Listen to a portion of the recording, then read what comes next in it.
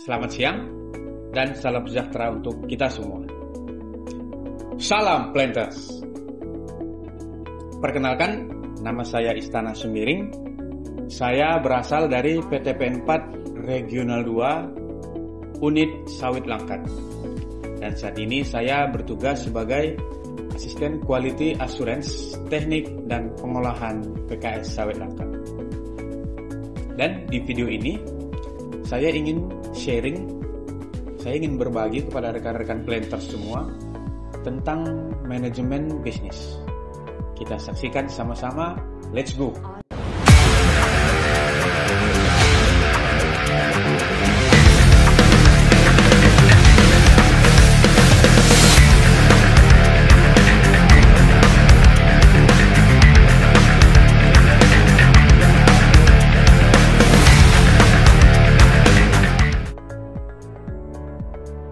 Baik, kita mulai dari pengertian manajemen. Secara umum, manajemen bisnis berarti kegiatan perencanaan, pengerjaan, dan pengawasan pada suatu bisnis atau usaha. Seluruh aktivitas tersebut bertujuan agar usaha dapat mencapai target yang telah dicanangkan atau telah ditetapkan oleh perusahaan. Manajemen bisa membuat bisnis menjadi lebih berkembang karena dijalankan secara struktural dan prosedural. Dengan demikian, proses manajemen akan membantu Anda dalam menetapkan keputusan atau kebijakan yang baik.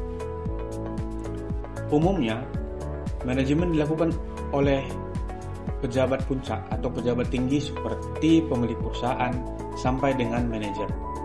Begitu juga seperti di PTP 4 Regional 2 Unit Sawit Langkat yang dipimpin oleh pejabat tertinggi yaitu manajer unit.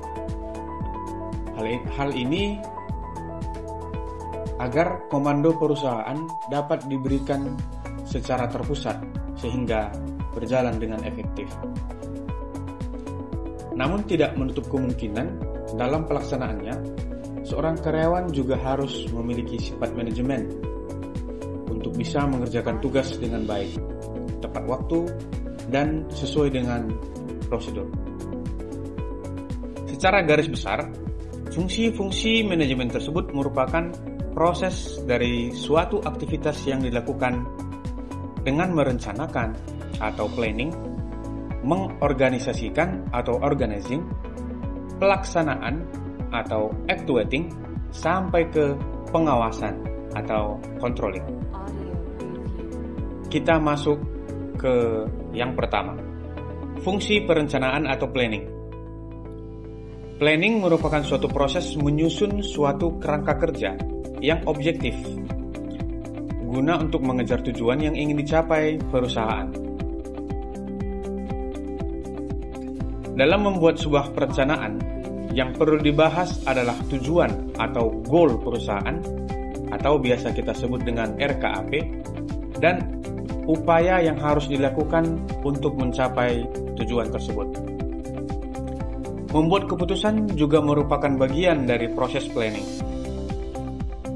Proses planning ini sangatlah penting karena berperan dalam menggerakkan seluruh fungsi manajemen di dalam sebuah bisnis.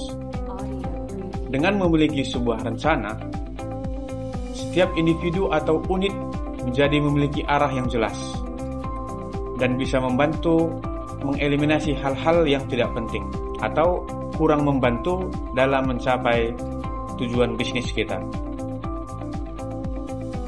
Kita masuk ke yang kedua, yaitu fungsi organizing atau pengorganisasian. Setelah merencanakan semua hal yang dibutuhkan, selanjutnya adalah kita perlu mengatur tim atau unit, mengatur jadwal kerja, juga mengelompokkan tiap individu sesuai kemampuannya.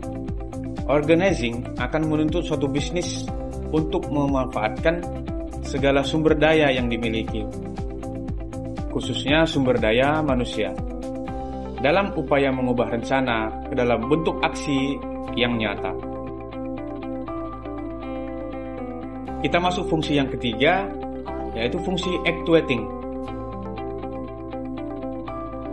Artinya adalah menggerakkan orang-orang agar mau bekerja dengan sendirinya atau dengan penuh kesadaran secara gotong royong untuk meraih tujuan yang diinginkan secara efektif. Dalam hal ini yang dibutuhkan yaitu sikap kepemimpinan atau leadership dari seorang manajer unit. Aktualisasi merupakan proses implementasi rencana.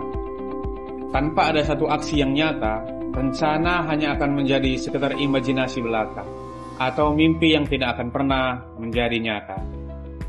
Kita masuk ke fungsi yang keempat, yaitu pengawasan atau controlling. Controlling merupakan aksi yang dilakukan untuk memastikan alur kerja bisnis berjalan sesuai rencana. Bahkan 3 poin di atas, yaitu planning, organizing, dan actuating, tidak akan berjalan dengan sempurna tanpa adanya kontrol yang layak. Nah, dalam hal ini, mengontrol bisa dimaknai sebagai aktivitas menjaga bisnis supaya tetap eksis. Mengontrol semua proses aktualisasi termasuk aspek penting dalam manajemen yang ideal.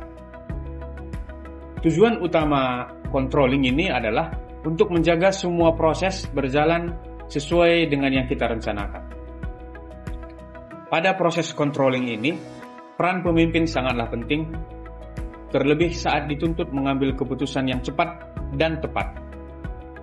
Manfaat penting lainnya dari controlling ini adalah kemampuan melihat potensi penyimpangan yang mungkin bisa terjadi selama proses bisnis berjalan, baik dalam proses perencanaan, implementasi, dan organisasi. Semakin cepat penyimpangan atau masalah itu kita koreksi, dan kita antisipasi dan kita sesuaikan, maka hasil akan menjadi lebih baik, lebih maksimal, dan lebih efisien. Nah, mungkin demikian yang bisa dapat saya sampaikan terkait manajemen bisnis. Semoga yang saya sampaikan tadi dapat bermanfaat untuk rekan-rekan planters semuanya dari Sabang sampai Merauke. Akhir kata, saya ucapkan terima kasih dan salam sejahtera untuk kita semuanya. Salam planters!